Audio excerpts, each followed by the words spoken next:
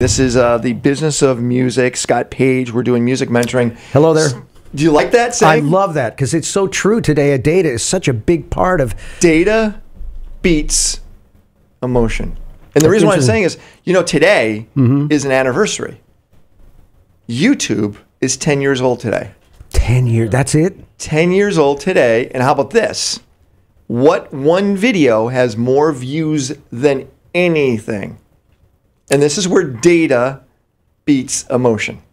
You ready? Yeah. It's Gangnam Style. I was going to say that. How many billion? Where's he at? 2 point something billion. Wow. Well, in Gangnam Style. But when you saw this, oh, that's fun. That's fun. Data proves the methodology of what Psy did, who worked for me, by the way. Wow. You met him. You actually met him in Korea. Oh. You met Psy in Korea when he was... Psy figured out how to do it, and he did not follow his own data when he launched his second video, which is interesting. He was trying something different, and that's why he didn't have those miraculous numbers. But data beats emotion. Scott Page is joining us. Hi, Scott. Hey, how you doing, man? Happy to be here again Thursday. I love this day. Okay, I know It's you awesome. do. I You love actually coming to talk to the artists. Actually, you and I do. It's fairly interesting, and before we dive into our protege, you and I have known each other since the 90s. Yep. And I have to say, since you started the show, our relationship has grown. It has. And we actually have seen more each other in the last 3 months, I think. Yep. We have over the last, 3 decades. Yep, I know it's fun, and actually having the Saturdays and Sundays doing the hikes you're there, and stuff. I'm but in you it. get it. I'm in it now. Yeah, You get it. Yeah. It's not. The key is this: you are the average of the 5 people you hang out with. That's right. And if you even have a group of 10 or whatever, you're the average of them. And if they're even more impressive than you, you only start excelling to where they're at. Yep, and that's the beauty of going to metal. I mean, the people in that group is just extraordinary. It's extraordinary. It's good to have you there, Scott. Thank you, thank you. Scott, do you know what you're doing today? Yes, we're going to do a little mentoring here with this lovely lady here, talking music, and it's interesting because I have a couple questions for her, and I want to, We have Shani Rose joining us, who is, could we basically say pop rock? Yeah, pop rock with a soulful crunch. Pop rock with a soulful crunch. I like the crunch side. Yeah. No, that's an emotional feel. Yeah. I like that. That was really smart, actually. Thanks. I like that a lot. Do you get that, Scott? Sure. Yeah? Yeah, absolutely. It's got a little edge to it, is what you're trying to say. Yeah, nice. Exactly. She's very good. I was checking her out last night. Very nice. Thank you. Yes. I've actually seen her make her video. Now that was funny. And I'm pretty sure that was a one-camera shoot, I think. It was kind of guerrilla style. See, I told you I remember What color dress was I wearing? Do you remember that? I would have to remember, but I do remember you in Venice on the... I saw you, actually. I think it was Bluxom, or it was in Marina del Rey, and there was also on Venice, walking the canals. Yeah. I was on my bike walking and going, I'm just going to follow what's going on here. That is so funny. Yeah. What a small world. Did it turn out to be a video? Yeah. It's on my YouTube channel. Oh, okay. I'll go watch that. That's pretty cool. That's so cool. you're a native LAer, and do you make money doing this yet? A little bit. I do live shows, and I play weekly at Universal City Walk. I play other gigs, weddings and restaurants and things like that. Is this your full-time gig? I teach also. I teach music. Oh, you do? So I do some teaching and some performing and writing. And Shani, don't take these wrong. I'm going to ask Scott almost as if he's a doctor. Okay. Question. Sure. Okay. And I'm going to ask it as if it's just you and I. Okay. Will she make it?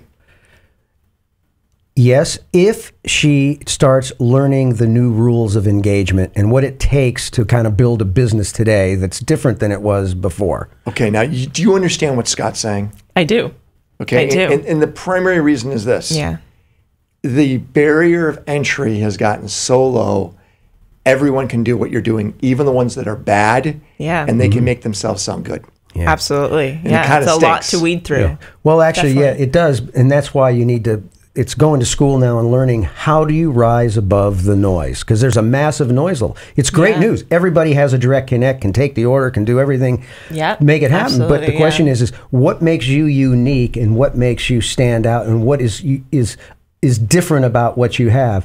It's interesting that the music now is pretty much free. I think everybody knows. So that's really the piece that starts the engagement cycle. You got the music. That's the thing that you do that's different than anybody else. So now it's about learning how to be. It's almost, in an interesting way, it's almost like being a politician. You need to go out and start really building and finding those people and building your case for why what you're doing to build that support. And I think one of the things that artists do a lot that is kind of a mistake when I see is they try to hit everybody.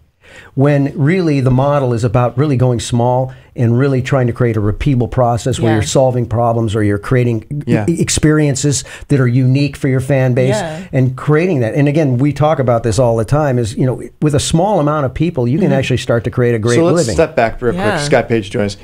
We're going to ask you a series of questions. And we're going to dive deep in where there's an opportunity to enhance what you're doing. Okay. So the doctor just came out saying, you can make it. But, okay, so we're going to dive in. Scott, you get to have the first question. Go for it, my first question, let me just ask, I'm always interested. As an artist today, what is your biggest challenge in your business? I think a lot of what you said is that challenge, that new kind of model where there's a lot of noise to rise above. And that gets overwhelming and kind of scary sometimes. And you try to do a ton of different things and get good at all these things because you have to wear all these hats as your own manager, as your own producer, and this and that. And sometimes you spread yourself thin, and it's the challenge is focusing on that one thing that's this is the most important. This is thing, really important. How do you determine that, Scott? That's a really good question. Here's what I use, and I believe, and this is a real, and I talk about this all the time. There's a principle that started recently called the lean startup principle. You're a startup business. Basically, you're a business person now that you run your own business and can talk to your own customers and bring them all in. The product is you. The product is you. The product is me. And so there's a whole set of new principles that are called the lean startup, which is the idea of lean. The lean principles are, number one, to reduce risk and to fail fast. So in other words, if whatever you're going to do, you want to get it out in front of people quickly to find out signals. Is this working? So you want to test things all the time.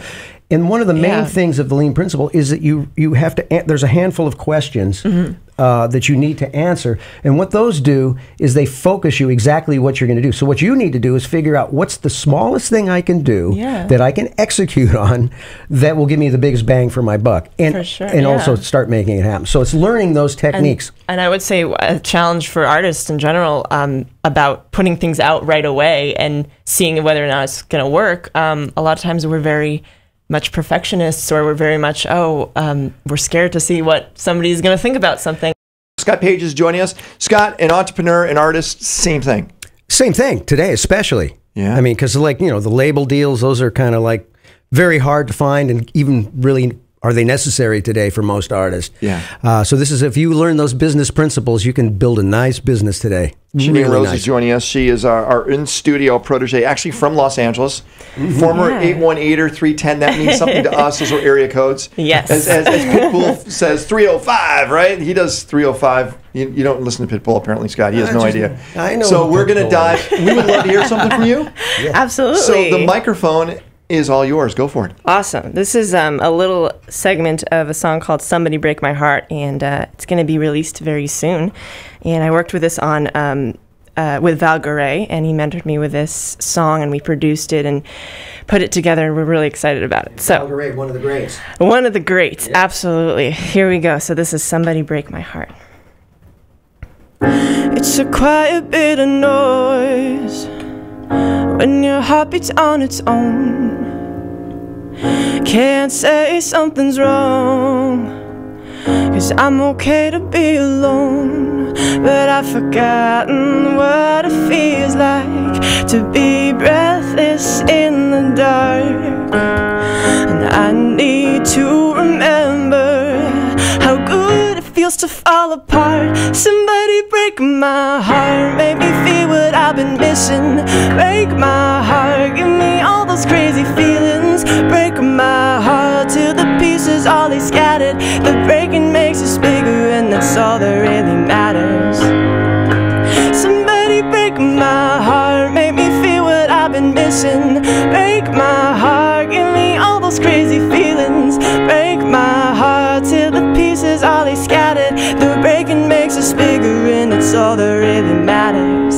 Somebody, somebody, somebody break my heart. Oh, oh, oh. Somebody break my heart.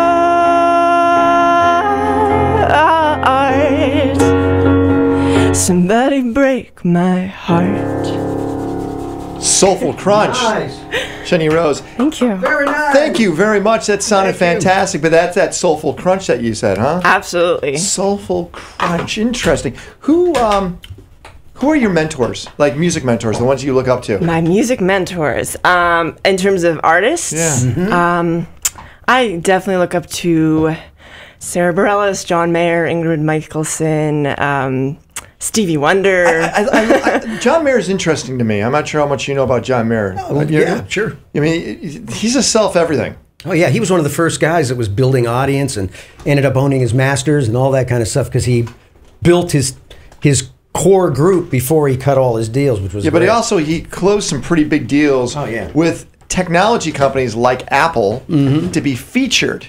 And because of that, that Apple audience says, oh, wait a second, what's this John Mayer that everybody's talking about? And then made this transition to an artist they'd never heard of to where it became part of every one of their playlists. Right. Right? Yeah. Which is very interesting. And the reson why I'm bringing that up is what a great concept today on how to partner. I'm going to bring this up, and Scott's going to talk about this too. Yeah. 10 years YouTube we celebrate today, right? Gangnam Style, #1 video, kind of crazy. But there are these YouTube stars out there, especially a lot where you live. Yeah. This is like the mecca of YouTube stars. It is, and we've got that huge YouTube space. Right. And Yep. they So all you use it. find, and Scott's going to tell you how to do this, but you find the YouTube stars that are following you, and you become part of their videos. Yeah.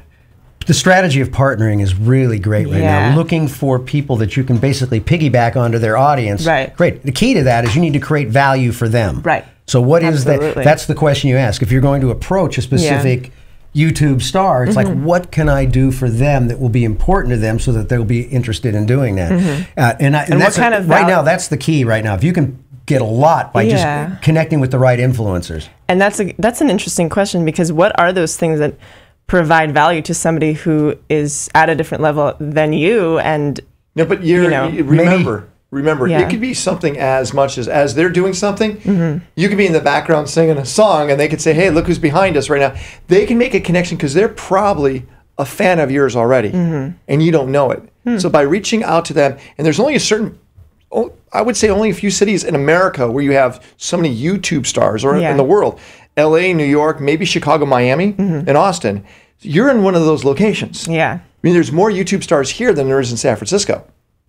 So you can really capitalize on this. Does it make sense, Scott? Oh, absolutely. I mean, you may even think of ways that you could like create a piece of content for them that might be specialized, right? Yeah. So maybe they're a specific kind of a gamer, or maybe you write a tune or something, some way to get involved. Yeah. That's great. Yeah, you have to be so creative. Well, And that's really cool. I mean, that's cool, and it takes some time to think about too. And Well, now I'm starting to see serious celebrities that are in movies and TV shows going to the YouTube community to ask to be part of the YouTube audience because that's an audience they generally don't touch. And it's brilliant on what they're doing. Is. Okay? Wow. And actually, this concept we've been seeing a lot for a while, especially in the kind of the hip hop area. Because I remember when you see 50 Cent would go on Saturday Night Live, it would be 50 Cent with, I don't know the name of the guy, but Little Joe or whatever. Right, yeah. So they're basically connecting together and collaborating so that they can build up both each other's business, right? Yeah. How do you find out who is your fan, Scott? What do you do to go off and connect with your fans and know who they are? Well, I mean, there's all types of tools now that you can use to data mine, right? You can start finding out.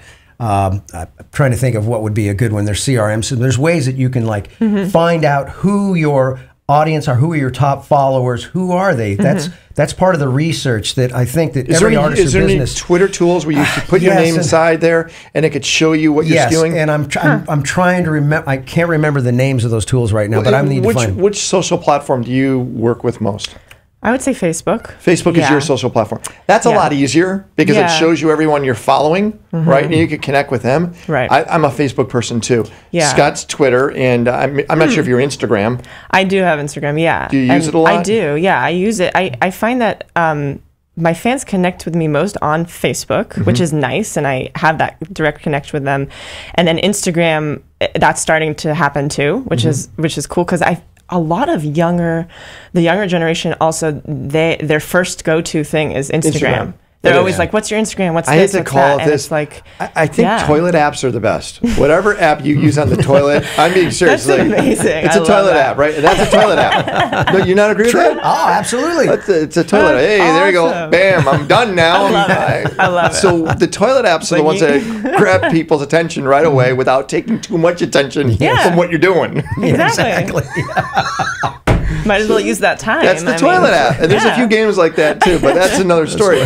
So I would think this, like for example, today, so Scott's got a few people that are on his Instagram and Twitter. Yeah. I have a few on Facebook and a few on Twitter.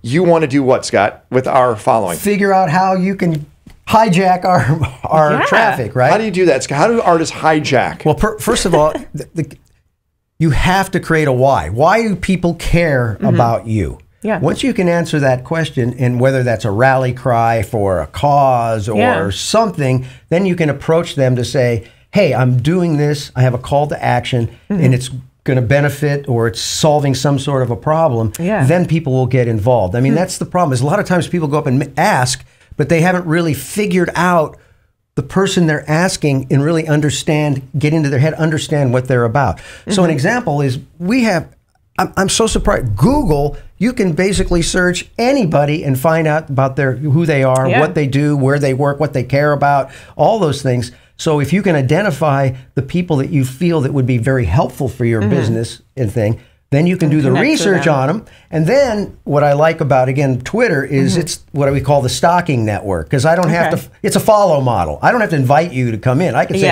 I'm going to go follow you right now. Okay. I can follow you. The first thing is to listen. You want to watch and listen and see how they communicate. And then if they start posting things, you want to basically start either retweeting them, commenting back on it, and you'll find it's very fascinating, especially with Twitter, how quickly people that you thought you'd never talk to would actually come back to you and say, wow, thanks for the retweet. What's going on? And now you start building that relationship. I really suggest, I don't know, using if you're going to use Twitter lists. I do use Twitter, and I don't know what that is. I'm still You don't know figuring what Twitter out is? Twitter. I don't know. Oh, what that's Twitter right. I is went to you either. and I didn't see any list. I was going, I can't believe Ken doesn't have a list. Inside Twitter, what you can do is you can create lists of people. So I might have like, artists. And every time I see an artist, I can add them to this list. So when I go to that list, the only people that show up in that stream are those favorites. people. It's like a It's like a favorites list. favorite. Okay. So you kind of weed out. It's easier to like focus on the people you want to focus Well, on. right. And that way you can follow other people's lists. So I follow a whole bunch of people's lists. So there's people that have a great list. I don't have to go try to find them. I can just follow that list. That's great. And that way you can find the great content that you can use to basically retweet. So you know what I've been using? It Okay. sounds kind of crazy. I've been using lists of Spotify friends. Have you used Spotify at all? Not much, a little bit. So what's nice about Spotify is I'm able to follow playlists of my friends on Facebook. Right. So I could go to Sean Parker and see what Sean Parker's listening. I could go see what Mark Cuban is listening to. And then there's an association with them on certain songs. So like if you and I read the same book, like Hooked. Hey, I read Hooked. And you and I, well, if I say, hey, did you hear that new Jay-Z song? And I know that you have, because you favored it inside your playlist, there's a connection point. Right. There's a way of doing that. Hey, Scott, when we come back, I want you to think about this idea. We give a lot of social media tips. Yep. I want you to think about real-time revenue tips. Okay. Ways artists can make money. Okay. Absolutely. You like that idea? I like that. You like the money idea? I mean, I want, Sounds but good. not obscure, but really make money, okay? Not if you plant this, it'll grow, and then you'll harvest 10 years from now. Really make money. And you're going to be doing a lot of this inside your incubator. Yes, absolutely. Which is called? Ignited Artist. And how do people find that? Go to ignited.network. Okay, inside there. Not .com, just .network. Right. Ignited.network. And people could apply to be part of it, right? Right. There's a form there, and they can fill it out. And we're right now in the middle of submissions for this one coming up that's going to happen in the summer. Okay. And so if you're an artist and you feel like you've got the business sense, we're looking for artists that have leadership qualities. Got it. Leadership is critical. What we do is we bring on a rock star. Actually, he's our fixture. A fixture. Scott Page. I am Scott Page, and you can follow him at Scott. I am Scott Page. At I am Scott Page. And apparently, he has lists on his. I have lots of lists. And we can look at them. Probably 53 lists. I have 50 or 60 lists. How did you know the exact number? I guess I looked at it the other day and I noticed it said 50 something lists. I said, wow, that's pretty good. Awesome. And Great Ignited. Network is where you want to go, and I think it's going to be a big deal once this thing is all launched and they have all the right. What do you call them? Are they called incubated artists? What do you call them? Yeah, you know, just business. Do you have a name for them? Not really. I haven't really thought about a name for them, as far as what I'm supposed to call them. You should have a name for them. Yeah, musopreneurs, igniters. Igniters. That's right. There you go. Igniters. Bennies? I like that. You know what Benny is? Yeah. When you when you pledge. Okay, I don't know. So hey Scott, we have a great artist who just sang a great song. Again, people want to find you. What's the website? ShaniRose.com. Okay. Let's talk about making some money. Making money. Sounds good. Okay. What Scott, do we do? What do we do? Okay, so here's my. Do you have an answer, or are you just I going to? do. No, I have an answer. I have a strategy that I think makes the most sense. All right, let's hear that. All right. The whole name of the game is learning how to engage with audience and start moving them towards a reason to give you money. There's a couple things. There's a site called Patreon. And what I like about Patreon, and Patreon You know what that is, obviously. I'm on it. You're Yeah. on Okay. Patreon, okay. Now, but here's the strategy. The reason Patreon is good, Patreon is like a Kickstarter. It's a crowdfunding strategy. The difference is, for those people out in the audience, is that it allows you to take a monthly pledge. So somebody would sign up and either give you $1 or $3 or $5 a month. There's some people doing $10,000, $15,000, $20,000 a month now on that site by servicing their fans. The reason I like this idea is, number one, I bet that there's probably, 25 people you know right now that love you, your inside sphere of influence, people that you would have that would sign up to maybe $5 or $10 a month to help you out, right? What's good about that, this helps you to start to build a repeatable process, because that's the problem. Artists will go do something and it's a blast, and then they wait, they see what's happening, and then they think of their next thing that they're doing. The goal is to build something that you can repeat over and over again that keeps working. Yeah. So by doing that, that puts a discipline. You've got now 25 people or 20 people that you have to deliver what you said you were going to deliver on a daily basis. Yep. That's a really good way to start building your strategy around what you are, because you're really a broadcast network. That's the beauty of it now. We're like business. I think that's cool. Okay. I don't think that's immediate. 25 people sign up, it and I'm does already take time. generating $250. But how about promoting in the real world, non-digital world, to get more paying gigs? Yeah, what I would think of doing too is, again, I'm not it's trying all to challenge about, you that way. No. Okay. Here's I agree. The idea is too, why are you important to, let's say, a club or an owner, someplace that you could do something. So getting a residency, but I would think of it differently. Who could you team up with? Another set of artists that you could create an experience that you could possibly do on a weekly basis again to service those fans with a growth strategy in mind. So number one is, what's the place? Who is that club owner? Do you really know that person really well? Have you figured out how you could create a strategy? Because if you put something together you did every week, and I can tell you a guy right now that's doing Monday nights out at a club out in Canoga Park that has a sold out place where people are spending $10 a night. He's been doing it for years, and it's a blues jam. But he creates it because he brings players in, and he's created this thing. And this place is sold out. It took some time. Well, it takes a little time to build it up. But the point is you could, if you bring the right people together, you can create you can tailor off the artists. We had a friend of ours, a mutual friend. Her name is Abby Posner. I'm not sure if you know Abby. Abby's a great artist, plays banjos, stand-up bass. What she did was she went to her social sphere saying, hey, I'm playing this date at this location. Please invite your friends. Yeah. Right? And she played for 45 minutes. That place was solid. And did you hear about the complaint, by the way? No. When she was done playing the next band that was in, everyone left for them. Oh, sorry. Oh. Yeah, we were just there for her. Yeah. But utilizing your crowd to get at your locations. And to do that, to really get them to be there, you have to create something unique. So here an example would be, how about painters and players?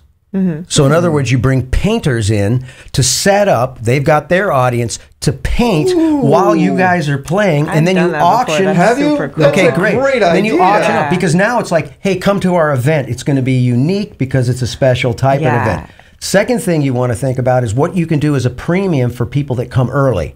Create some kind of, again, we talk about the breakfast club for people to sign up. Idea. But yeah, so you want to really think of a plan, an execution strategy to get as many, number one, emails of people that you can to constantly build that list. And it's important that you create a workflow that says how often that you're connecting with your audience and making sure that you're fulfilling, you know, a strategy that you can actually execute on. That'll generate some revenue. Great idea. Absolutely. All these are great ideas. That's cool. So it sounds like you're heading in the right path.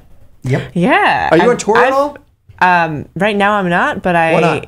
Why not? Yeah, why not? I'm getting married soon. So I got to stay here for the while, but this summer I think I'm going to do some Set some dates, shows. right? Yeah. You got some places you'd like to go? Yeah, I'm going to I've done a lot of West Coast tours, so I'm going to do it again. Kind of hit the same kind of places in Portland. People want to find you, where do they go? ShaniRose.com. Why do you laugh? I want to hear it over and over again. Brand. And the handle for all the social media sites are at Shani Rose Music. So you just add the music. There you go. Where do they go for you, Scott? I am Scott Page at IAM Scott Page on my Twitter account or IamScottPage.com.